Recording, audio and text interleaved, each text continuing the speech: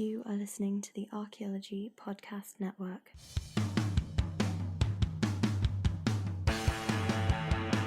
Welcome to the Archaeotech Podcast, Episode 8 for January 29, 2014. I'm your host, Russell Allen Willems. Today on the show, Chris Webster and I talk with Chris Cameron of Field Technologies Incorporated. Hi, good to be here. Hey, me too. Good to be here. So, Chris Cameron, can you tell us a little bit about some of your work and some of the projects you're working on with your company, Field Techs Incorporated? Yeah, so we're a technology company. We were founded by archaeologists for archaeologists. We provide technical solutions to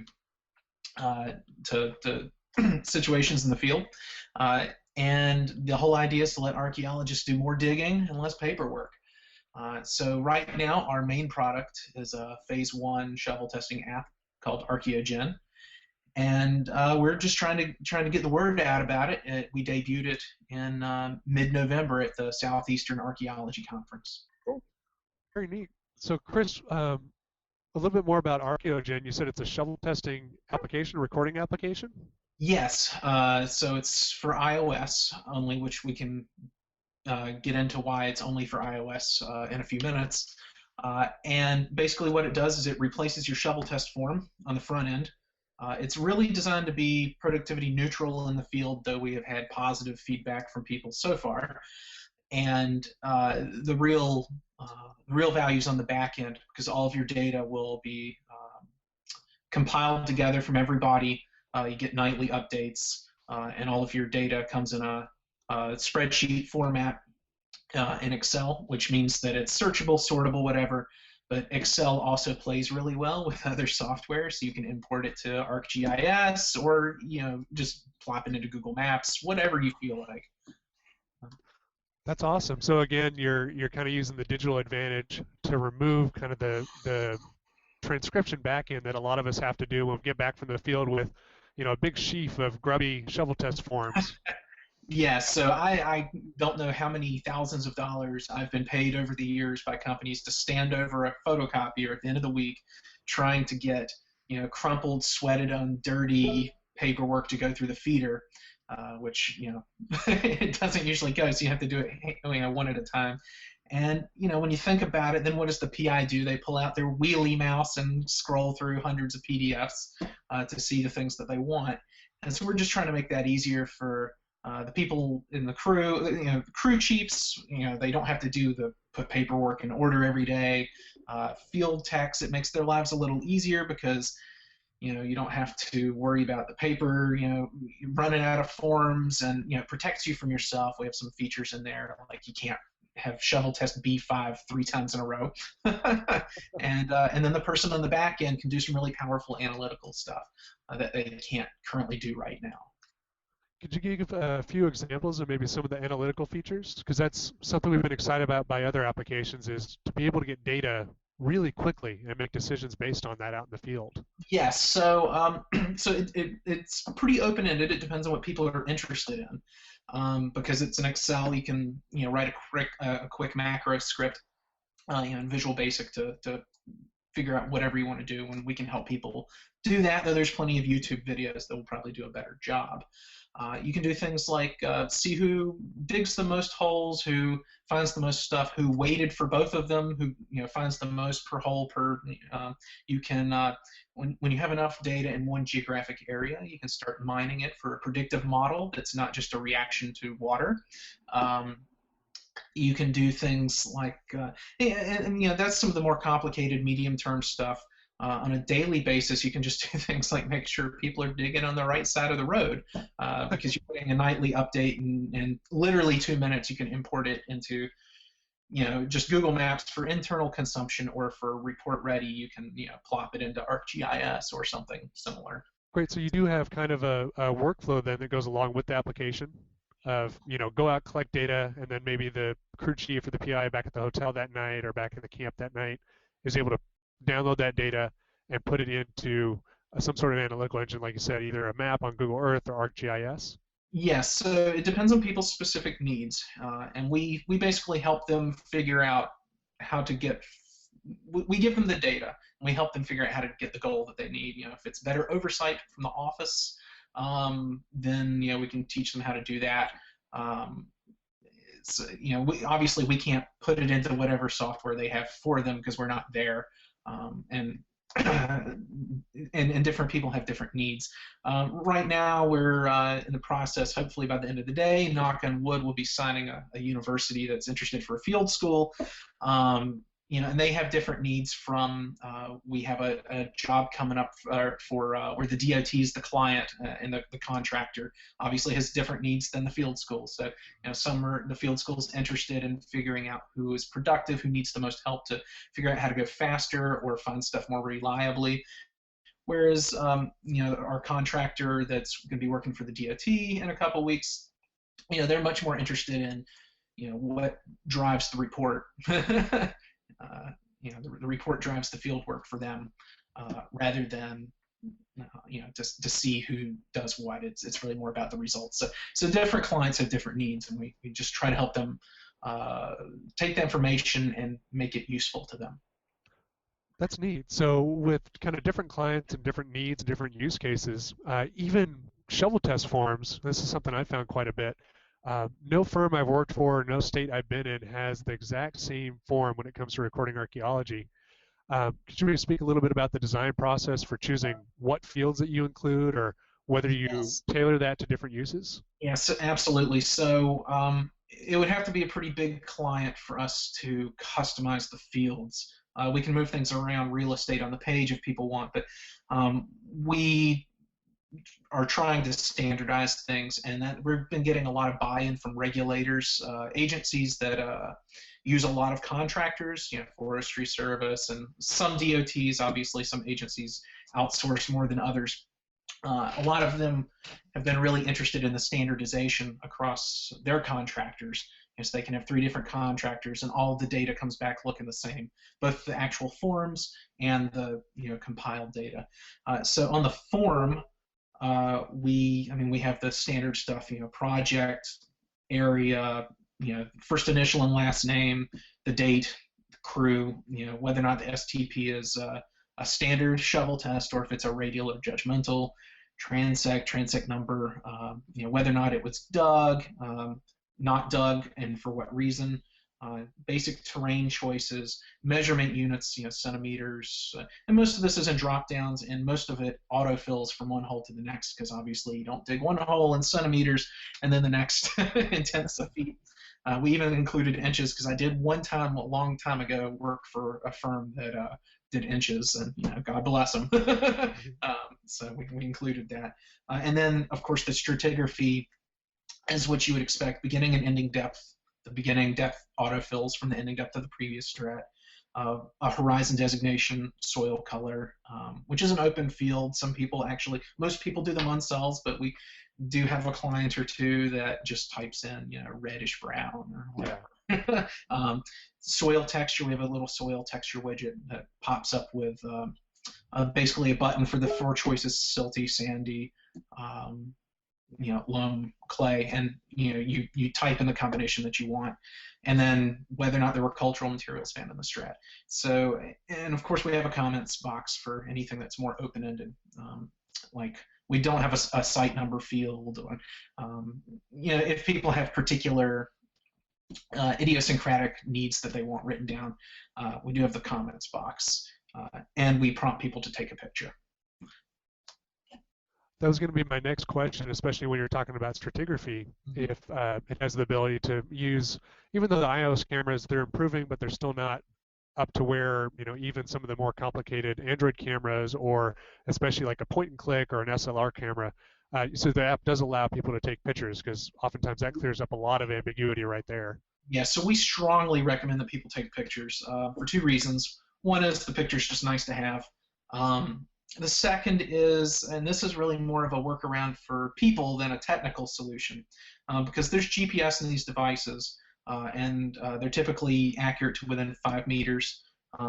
Sometimes less than that, but we just have it programmed in so that every data point will never say less. It bottoms out at 5 meters. So you can have more accurate than that, but for legal reasons, we don't want to advertise consistently being more accurate than that. But the GPS fires when people take the picture, and the reason for that is in early beta testing before we added the picture capability, people would be filling out the last couple bits of their form on the way to the next hole, and the GPS would fire when they clicked done.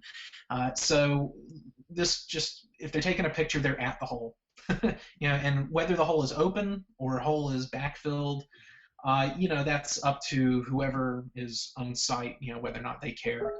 If because that might interrupt some people's workflow to have to do it while the hole's still open. I personally don't like taking a picture while it's open because I'm used to doing paperwork at the end after I backfill.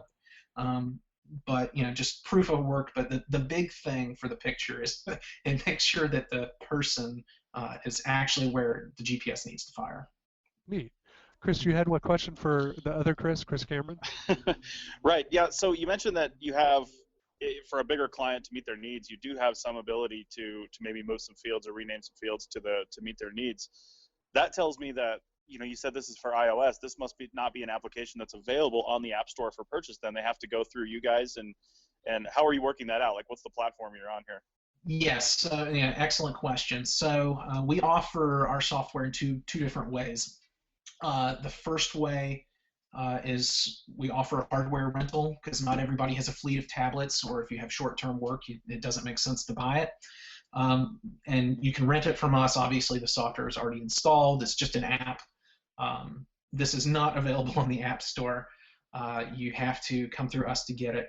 If for our clients that want to do software as a service, they already have their own tablets, are happy to maintain, keep track of them, all that jazz, they just want our software, then we offer unlimited licenses usually, is the typical deal. So you can install it on as many devices as you want, and we charge by how much you use it, because the data comes back to our servers. So just having the app isn't going to help you a whole lot because we get the data and we have to recurate it and send it to you, because we have to compile it from everybody and whatnot and convert it to a usable form, because it does not come to us in an Excel format. Right. So that brings up another question. I know I'm out here in the West, and I'm actually in Nevada, and I was in process of getting my BLM permit for California. And one of the questions they ask is about data security and data management, because I mentioned as part of my facilities that I save, when I can, I have a lot of my stuff saved in Dropbox. So I record on tablets in the field and I upload to my Dropbox account. And they actually had a problem with that because technically the data was leaving California to go to Dropbox's servers via satellite, and then they didn't have a problem with it going into my computer or storing it at my house in Reno. But they didn't like it going out via satellite. So have you had anybody question you on that? Yes. So, remember we have more than 50 regulating authorities here between states and territories and government agencies that might have different standards than the actual state level regulators. So, there's a real hodgepodge of regulations. Some places are like the Wild West. Here in North Carolina, I believe the regs for data storage refer to what kind of box you store your magnetic tape and microfiche in, whereas then you end up in places like California, which I'm not sure. I would be curious to know if the legal safe harbor is on them to prove that your server is located outside of California, because the server farm might very well be in California, or if you have to prove to them. Obviously, I'm sure for business, for just a good working relationship, you don't want to put the burden of proof on them. We do have some places like that just for very idiosyncratic reasons, we can't do business until we have a workaround. A good example is Arkansas. They are, for some reason, specifically exempted from the Freedom of Information Act. And so they have a concern that as a third party, we could be Freedom of Information Act requested as a workaround if we're holding data for even a small amount of time. And, if we have anybody that, when we start having clients in Arkansas, we've committed to sitting down with them and working out a solution. So there's just, you're going to encounter stuff like that. California, unfortunately, is a huge market, so it's tough to deal with that. but you just have to be committed to working with the regulators, because there's, otherwise, it's not good for them, it's not good for you. So that brings up another follow-on question to that. And working out here in the West, I know it's a completely different animal, because I actually started on the East Coast in the Carolinas, Florida, Virginia, doing shovel testing and stuff out there. And I know that a lot of the work out there is done on private land. So some of these regulations just simply don't come into place sometimes because it's on private land. One of those being, like, for example, out here in Nevada, if we were to use that application, you have to be permitted by the BLM to access and record archaeological data here in Nevada. So technically, I think these guys, unless you talk to them and were to explain to them what's going on, if we were to use your application out here and then you guys process the data, I think you'd need to be permitted by the BLM in your offices, or whoever's seeing the raw data. It depends on what format you're seeing it in. If you're seeing archaeological site data from sites on BLM land here in Nevada, you would probably have to be permitted or on somebody's permit, which means you'd have to meet all the qualifications, which means field work in different districts in Nevada. It's all very convoluted. So, have you had to deal with that back there yet? We have not had anyone bring that up yet. That's something I would have to refer to our legal counsel. I have a suspicion we would be fine, because it's not substantively different from, if you put anything into, say, an email or Dropbox, as you used earlier as an example, right. Just because it goes on our servers doesn't mean that there's a person coming through looking at it. And at the moment, the only people that do have administrative capabilities are RPA eligible people. So I would have to ask them what would make them feel comfortable. I suspect, from a legal standpoint, I would have to refer it to my counsel. I suspect that legally they don't have a great case to make, but obviously you would rather work with people. Oh, trust me, there's lots of loopholes in the system. They'll make you run through the hoops on regulation, but yeah, they'll shoot site forms via email and not bat an eye about it.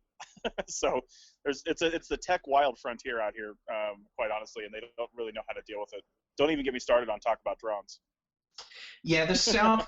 The Southeast seems to be a lot more interested. We have a lot of agencies that are. We have one DOT that's planning a project, and a couple more we're in discussions with. So yeah, I think it really depends on who you're dealing with. But hopefully they'll all come around, because they'll see that it's more secure than doing it with paper, and fewer eyeballs will actually see the information. Yeah, that's definitely something that is interesting in our field, that there are so many technologies we could be using, but sometimes the regulations just aren't up to date with what's currently possible. We'd like to take a break now and have an ad from our sponsors. All right, we're here with Jordan Harbinger from theartofcharm.com again, and we're talking about the Art of Charm podcasts. And over the last month, we've had some people write in and comment about the Art of Charm, and they want to know a little more about it. So, Jordan, can you tell us a little more about what they can find on your podcasts? Yeah, absolutely. I know that the term sort of like networking and relationship development is all vague and everything. So, basically, we focus on a lot of things, very broad topics. Our toolkits are focused on things like body language, eye contact, vocal tonality, business networking, negotiation, relationship management, etc. But we also branch into other topics like, I had a guy on the show named Brad Salas, a guest, and he talked about millennials and how they can relate to their bosses better, their boomer bosses, and how boomer bosses can relate to the new millennials better. Because as you can see in workplaces, guys are butting heads, and it's kids are so dumb these days, and it's old people don't get it. And it's just like, if we can bridge that gap, we can be more productive. So we gave a lot of practical exercises and steps to use that. We've also talked about how to burn fat while you're working with weird things like treadmill desks and being cold while you're working in the office to burn calories while you're just sort of being you working all day. And we cover hundreds of other things, but those are two kind of concrete examples of it. Hey, and these are real world things you can use. I've actually turned the temperature down in my home office because of that podcast about just being cold, because it's something you can do that's easy. Yeah, and there's plenty of guys out there listening to the show who bought these weird ice vests, and they're sitting there freezing right now, but, losing weight doing it. So we're weirdos, but we assume we're in good company. That's right. Well, you can check out more from The Art of Charm at theartofcharm.com, and you can check out the podcasts on iTunes and Stitcher Radio and everywhere you download podcasts. Thank you.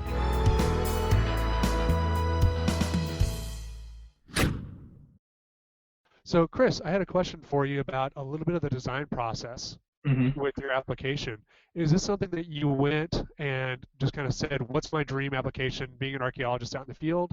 Or did you test it out with users? Have you gotten feedback on people using it across the different places you've sold the app to? And then what sort of feedback have you gotten on real world use of the application? Yes, so this is out in the wild, when we sat down originally, I and another guy who had originally been in archaeology, but then ended up going back to graduate school for database management, was my original co-founder. He unfortunately decided to go a different way, so we have a different pool of ownership now. But the original idea was, some years ago when we had worked together, we had said, this would be great if we had back then a PDA or whatnot. This was back in the days before tablets. Good old Palm Pilot. Yeah. Oh yeah. One around here somewhere. Yeah. Maybe in a museum. So the technology caught up, and the fact that the GPS in the Apple products, because it uses both GLONASS, which is the Russian constellation of satellites, and the US GPS satellites, which Android devices don't. It's one of the reasons Apple. Well, there were a number of reasons why we went iOS only. That was one of them, is that it meant that we have a GPS that we can consistently get 5-meter accuracy, sometimes 10 under bad cover. Though with ArchaeoGen, every single point, every single shovel test has its own accuracy, horizontal accuracy. So if you get 7 points that are out in Timbuktu and the rest aren't, you can determine if the person dug in the wrong place or if it was bad data. If you get trash data, we want you to know. So that's one of the fail-safes we put in there. Right, you can see kind of the quality of the data and make decisions about, hey, this is something I would do point averaging, or I know this one, I'm less confident precisely where this is. Maybe I want to tie it up with, someone had a sub-meter GPS out there to tie it back with a timestamp or an ID. Yes, and we can get to sub-meter with we have an external antenna that we can recommend. We do not make money on these. We don't sell them or anything, but it's I believe it's what's it called? The ISXGNS2 or something. It's made by Geneq, GENEQ, and there's a specific one that we recommend. It costs about $3,300 from a reseller. If you wanted one, easily. There's a few of those on the market, and there's more almost every month, it seems. But they're all about that price range that I've seen, $2,000 to $4,000. Yeah, and they're a lot cheaper than Trimble. Of course, it's just the antenna. Yeah. But unlike with a Trimble, it means that your hardware doesn't get out of date, because you can every year you need to refresh your hardware. You compare it with a different device. And people need to remember, because it's I actually saw somebody use this a couple years ago.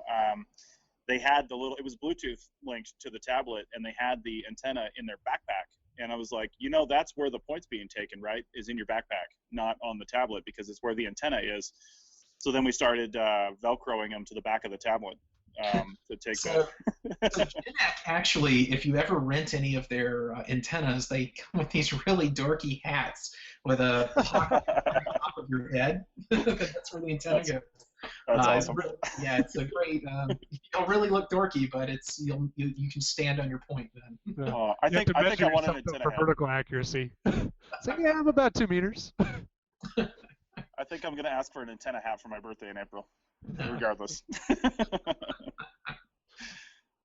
But to get back to your original question, it was mostly a wish list of what we wished we'd had in the field, and then I've done all the steps from field tech to crew chief to field director to writing reports, and things that I wanted on the back end and stuff that I wanted in the middle, because I've been on those projects where you have to get nightly updates, and so you go back to your hotel room and spend an hour off the clock putting together putting things in order, summarizing finds, and whatnot.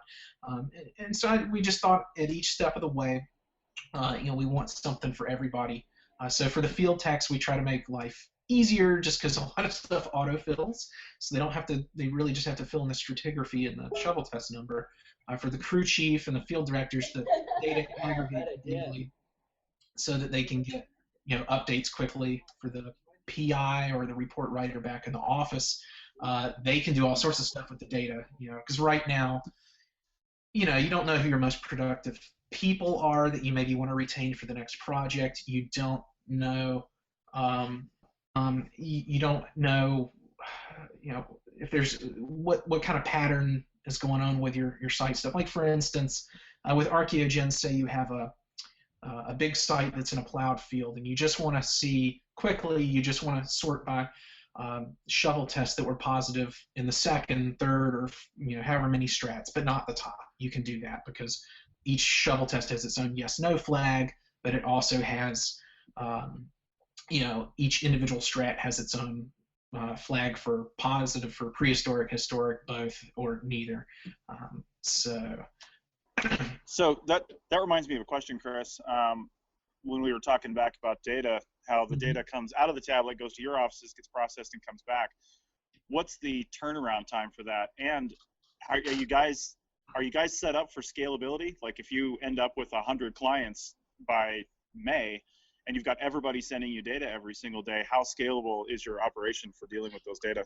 yeah, fantastic. So we provide nightly updates. Usually that means that afternoon, but we say nightly to hedge our bets in case it's a busy day. Do you actually have a human behind every one of these syncs and kind of putting the data back out there in Excel? So to double check stuff, and we will, as we get more clients, we have several developers that, you know, are constantly working on stuff. Right now they're working on new products, but if scalability becomes a priority beyond getting, say, a phase 2, phase 3 application, or a pedestrian survey application out the door, then we'll further automate the procedure.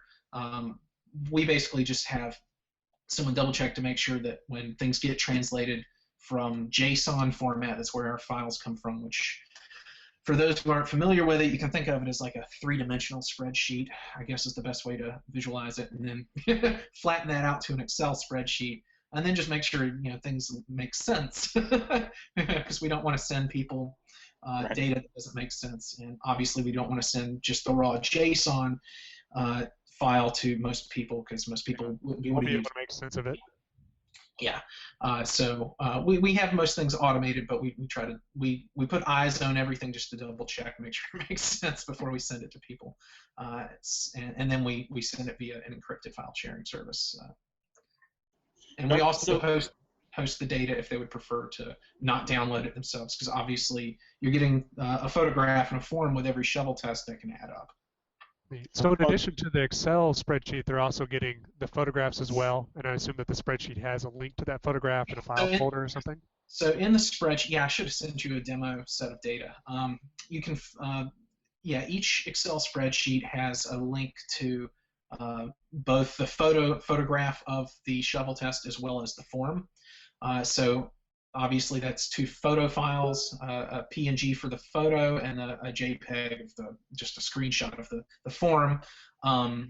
You know, so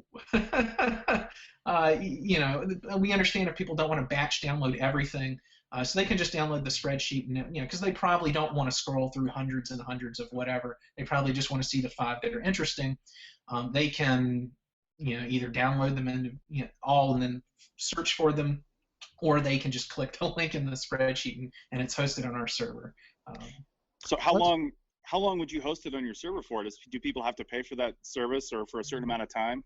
Yes. So we obviously, any project that's on the books, you know, which we define as having been updated within the last 30 days, is free storage, and then we provide people an extra 500 shovel tests beyond that, just as a free buffer, in case they have some small projects, you know, that they just don't feel like paying someone an hour to clean off all their cell tower projects. Right. Right. And beyond that, we charge 1 penny per shovel test per month for data storage. Wow. Yeah. Data's cheap these days. Data's cheap these days. Yeah, it is. But, you know, it does cost us something to store it. And like I say, since there's 2 photo files with every shovel test, you can see how that adds up quickly. So we really just try to make it cheap enough that people don't bother to migrate it to some other data storage. But there's probably enough data in most projects, after a few projects, that you wouldn't want it just sitting on your just sitting on your home computer if you're a small company, or your FTP server. So Chris, transferring the photo data, as you mentioned, could take a lot of bandwidth. Mm-hmm. One of the conditions that field archaeologists typically work in are either you've only got cell phone internet access or bad motel Wi-Fi access. Do you have kind of case studies of how long it might take to send, say, 100 shovel tests back with 2 photos each?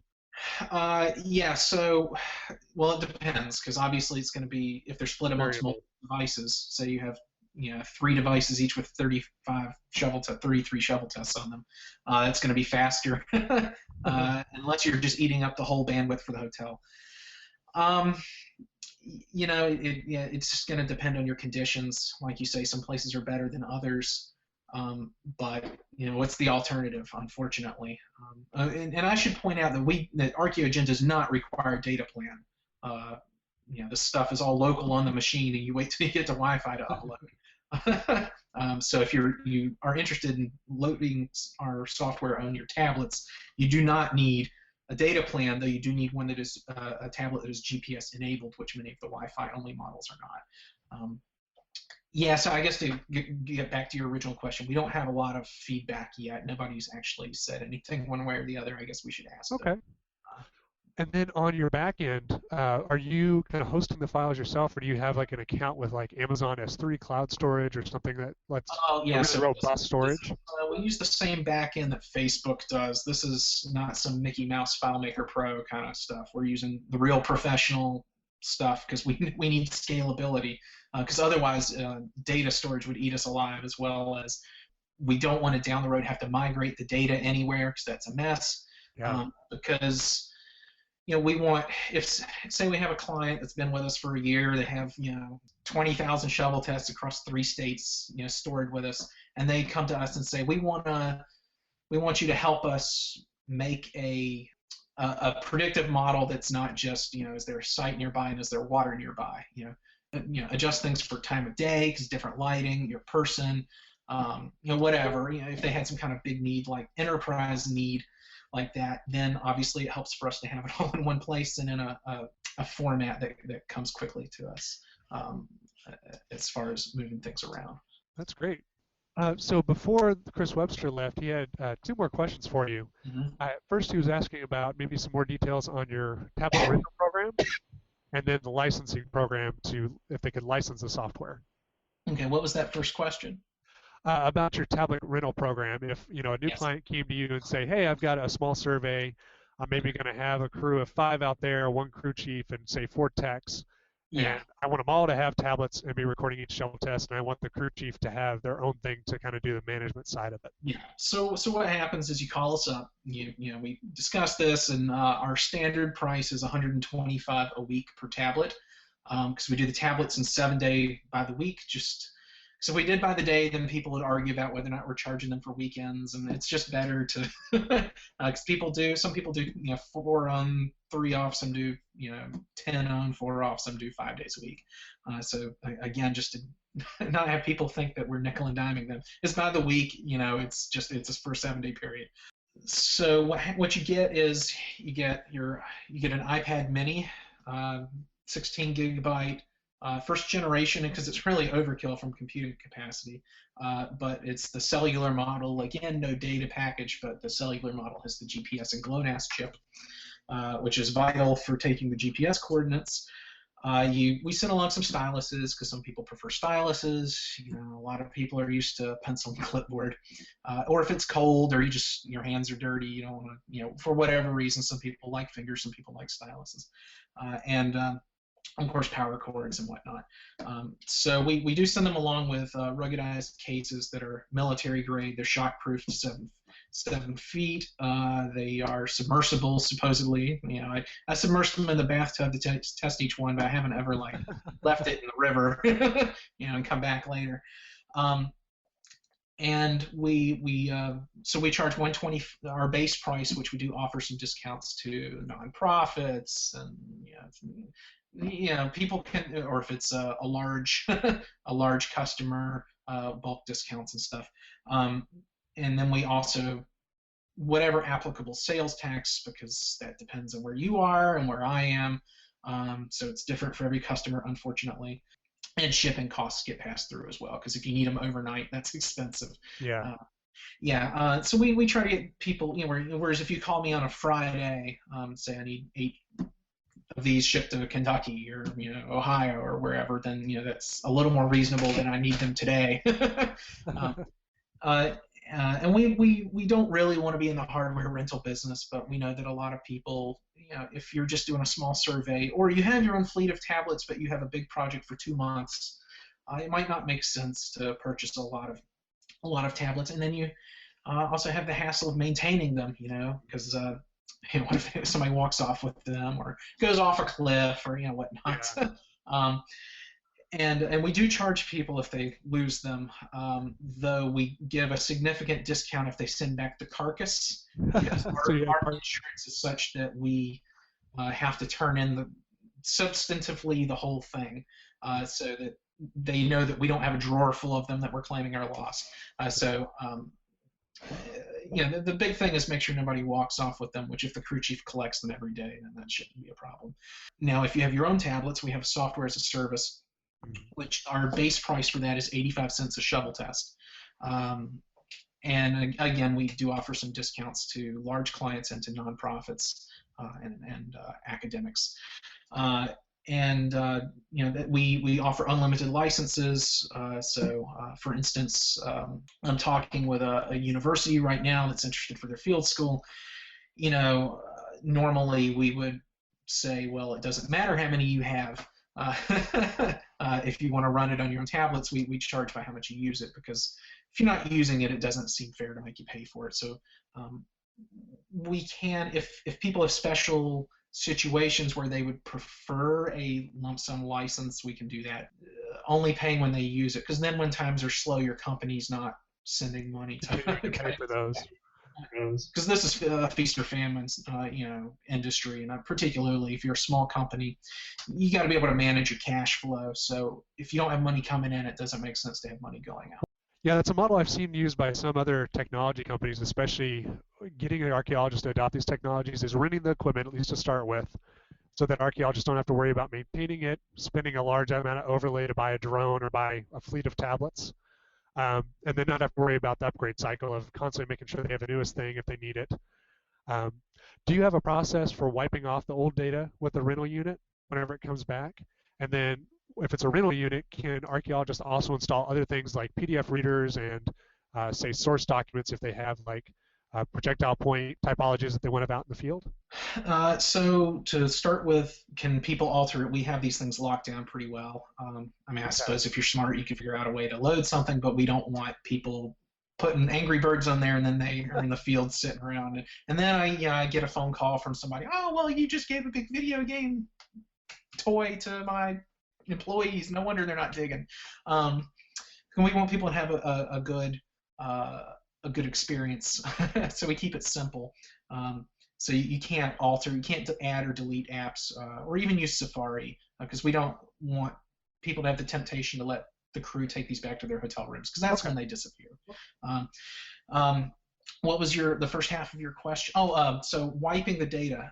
So when the tablet connects to our server, it has to make a secure connection or it's rejected. So you don't have to worry about a man in the middle. Even though you're on open Wi-Fi, we don't want someone snagging your data. I don't think shovel tests are generally very sensitive data, but regulators they ask these questions. These questions I get all the time. Another reason we use iOS, it's encrypted on the device. The NSA was recently not very happy about that. We do secure connection to our server, which is secure, and then we use an encrypted file encryption for getting the data to our clients. So at every step of the way. Now, once it makes a secure connection and successfully uploads a form, it double checks to make sure that actually happened, and then it wipes the form locally. So you don't have the previous day's forms on your tablet, and also the rental units. You have to log in as a certain client, so each company, and if they want to divide it up more than that within a company, have their own logins. So TRC can't see URS's data even if it gets left on the tablet and we somehow didn't catch that it was still there. There's not a lot of room for seeing someone else's data or even just stockpiling data and making your machine slow. Right, that seems like a big worry for a lot of companies, regardless of sometimes whether it's warranted or not. I know Chris has talked in the past about even photos on site, getting out even if they're not of-site things can sometimes lead people back to locations. And while it may seem far-fetched at times, there are sometimes people out there looking and being aware of if a photo gets posted on Twitter and has geolocational data, you might come back in a year, 6 months, 2 weeks and find that site looted because of that picture you posted.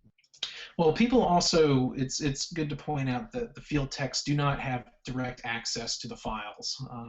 They can alter the shovel test form, take a new photo, edit the form, but they can't get the photo file, they can't get the shovel test form. It's not accessible to them at all. They just create the data, they can't get it off. Great. That does seem like a good reason to have it additionally locked down. All right. Well, unfortunately, I think that's about all the time we have today on the show. Chris, I want to thank you for being on the show and talking to us about some of the work that you're doing and some of the work doing new technologies and introducing that to the field. If people are interested in the program, do you have a URL that you'd like to give them or a Twitter contact in order to contact you about the program? Yes. So Field Technologies is on Facebook, first of all. So feel free to go give us a like. You can also go to our website, which is www.fieldtechnologiesinc.com. So fieldtechnologiesinc.com. And you can sign up for our newsletter. We have a bi-weekly newsletter. I think I added you to our list so you could see the last one. And people can contact us on our website there. They can poke around, see a case study or two, and learn a little bit more about what we do. Great. I hope some of our users take you up on that. All right, everyone. Thanks again for listening, and we'll see you in the future of the field.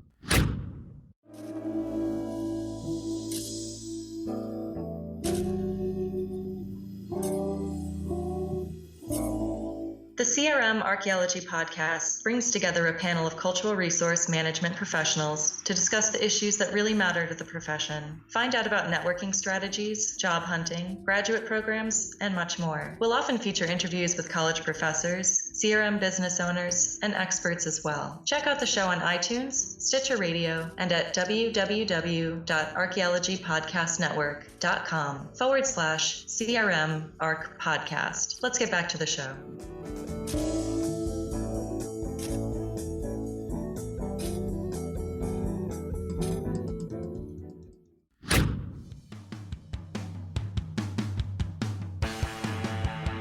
That's it for another episode of the ArchaeoTech podcast. Links to some of the items mentioned on the show are in the show notes of this podcast, which can be found at www.archaeologypodcastnetwork.com/archaeotech. If you like the show and want to comment, please do. You can leave comments about this or any other episode on the website or on the iTunes page for this episode. You can also email us at chris@archaeologypodcastnetwork.com or use the contact form on the podcast webpage. If you'd like us to answer a question on a future episode, email us. Use the contact form on the website or tweet your questions with the hashtag ArchaeoTech or tag @ArchPodNet in your tweet. Please share the link to this show wherever you saw it. If you'd like to subscribe to this podcast, you can do so on iTunes or on Stitcher Radio. You can also type the name of the podcast into your favorite podcasting app and subscribe that way. Don't forget to go over to iTunes and leave a review of the show. It helps us get noticed so more people can find our podcast and benefit from the content. Also, send us show suggestions and interview suggestions. We want this to be a resource for field technicians everywhere, and we want to know what you want to know about.